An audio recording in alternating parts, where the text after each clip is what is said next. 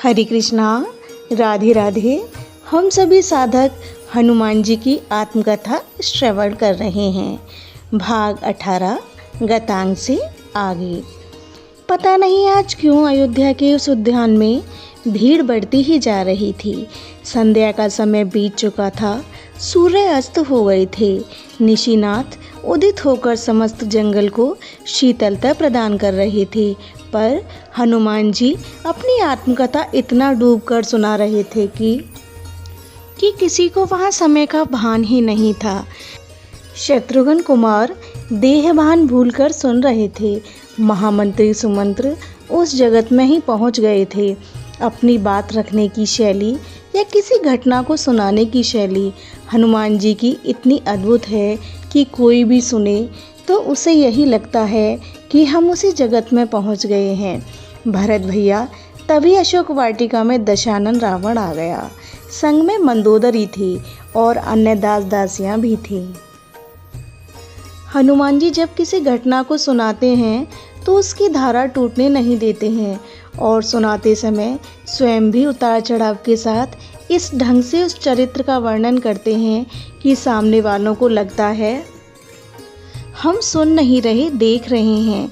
अद्भुत वक्ता हैं हनुमान जी।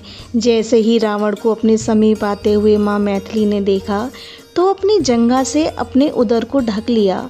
भुजाओं से अपने वक्ष माँ सिकुड़ गई थी। भरत भैया, उस दृश्य को देखकर मेरा हृदय चित्कार कर उठा था।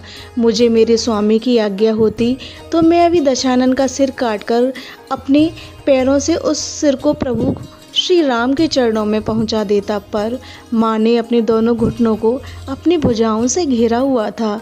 अपना सिर नीचे किए हुए रो रही थी मेरी माँ। भरत भैया, रोते हुए मेरी माँ भय से कांप भी रही थी। वे उलझे केश, अत्यंत दुर्बला शरीर ऐसी दिख रही थी जैसे वृक्ष से अलग कोई शाखा सूखती जा रही हो। हनुमान जी जब वे वर्णन कर रहे थे तो उनका मुखमंडल भी लाल हो गया था, फिर नेत्र बह चले थे। भरत जी भी अपने आंसू पोंछते हुए दिखे। शत्रुघ्न कुमार के ऊपर अधर क्रोध से कांप रहे थे। भरत भैया, मैं तो निकट ही था ना माँ के, क्योंकि मैं तो अशोक वृक्ष के ऊपर ही था। वहाँ से मुझे सब दिखाई दे रहा था और सबकी आवाज़ भी स्पष्ट सुनाई दे रही थी। माँ के ओष्ठ धीरे धीरे हिल रहे थे। मैंने बहुत बार सोचा कि ये क्या कर रही हैं, पर रावण जब माँ के निकट आया तब उनकी वो ध्वनि बाहर प्रकट हुई थी। वे राम राम निरंतर यही जपती जा रही थीं।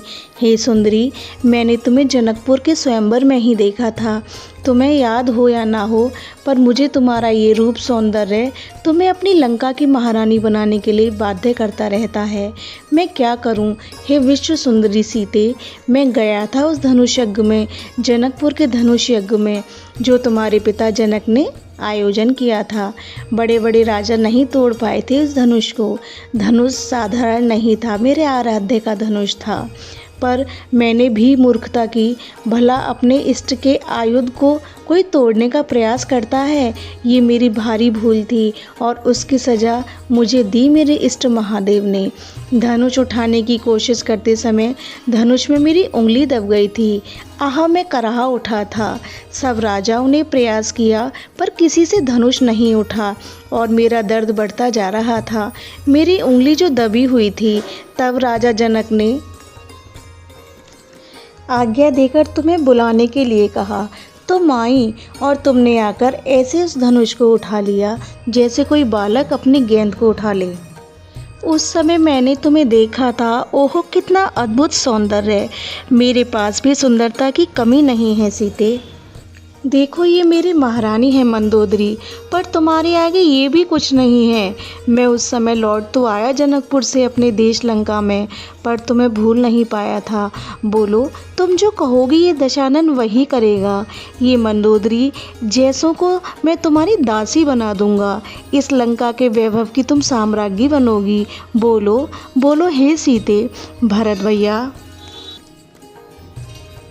मैं देख रहा था ऊपर से, माता सीता ने उस समय एक तिनके को उठा लिया था और उस तिनके को दशानन की ओर करके अपने नेत्रों को एकटक पृथ्वी की ओर ही देखे जा रही थी।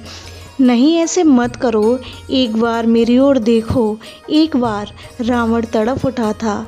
रावण, तू मेरे लिए इस तिनके के बराबर भी नहीं है। माँ मैथिली की आवाज़ गूंजी उस अशोक वाटिका में। रावण स्तब्ध हो गया था। मंदोदरी आदि सब चौंक गए थे। रावण, तू अपने आप को वीर समझता है? अरे, तू अगर वीर होता तो चोर की तरह मुझे उठाकर नहीं लाता। तू अपने को वीर कहता है? तू इस विश्व का सबसे बड़ा कायर है। हनुमान जी ने कहा, भरत भैया, मुझे बहुत आनंद आ रहा था अब जब मेरी माँ मैथिली रावण को जवाब दे रही थी। रावण, तुझे शर्म नहीं आती? मैंने देखा है तुझे पंचवटी में कैसे सन्यासी के वेश में छुप कर आया था तू। अरे, आज इन नारियों के सामने तू डींगे हाँक रहा है। इनको बता रहा होगा ना कि तू कितना बड़ा शक्तिशाली है। एक अबला को चुरा कर ले आया और अपने आप को वीर कह रहा है तू। धिक्कार है तुझे, छी। मुझे याद है रावण, जब तू आया था मेरा अपहरण करने, तब हवा भी चलती थी तो तू कांप रहा था। किसी वृक्ष से पत्ते भी गिरते थे तो तू कांप रहा था। अब यहाँ अपनी वीरता को ढोंग दिखा रहा है। भरत भैया, जब माँ मैथिली ये सब बोल रही थी तब क्रोध और भय दोनों से उनका वो दुबला पतला शरीर कंपित हो उठता था। क्रोध के कारण उनके ओष्ठ सूख गए थे, उनका मुखमंडल रक्तिम हो गया था। और क्या कहा तूने रावण? लंका का वैभव मुझे दिखा रहा है। मंदोदरी को दासी बना दूंगा, तुझे लंका की महारानी बनाऊंगा। अरे, तेरे लंका में जितना वैभव है उतना तो मेरे पिता जनक महाराज के राज्य के एक जनपद में है। मेरे मायके में, मेरे ससुर के गृह में इतना वैभव है, पर मैं उस अयोध्या के वैभव को ठुकराकर अपने प्राण धन के साथ में चल दी थी। रावण, मुझे लालच देने की धृष्टता करता है तू। ये सीता है, सीता अयोध्या के वैभव को ठुकराकर अपने स्वामी के साथ स्वेच्छा से बनाई थी। हट रावण, तूने केवल भोगों में लिप्त वैभव के लिए कुछ भी करने वाली सुंदरी राक्षसियाँ देखी होंगी, पर आज तक किसी सती नारी से तेरा पाला नहीं पड़ा था। आज पड़ा है। अब देख, तेरा चंद्रहास तलवार शक्तिशाली है या इस सती सीता का ये तृण। हट, चला अपना तलवार, देखती हूँ मैं तेरा तलवार क्या कर लेगा मेरा पर। रावण, सावधान, ये मेरे हाथ का तिनका अगर तेरी लंका में मैंने फेंक दिया ना। रावण क्रोध में भर गया। उसने अपनी तलवार उठाई और मारने के लिए जैसे ही दौड़ा, मंदोदरी ने रोक लिया। महाराज, अपने साथ इस राक्षस वंश को निर्मूल मत करो, लंका का विनाश देख रही हूँ मैं, मंदोदरी ने कहा। यह प्रसंग अब यही विश्राम लेता है। हरे कृष्णा, राधे राधे।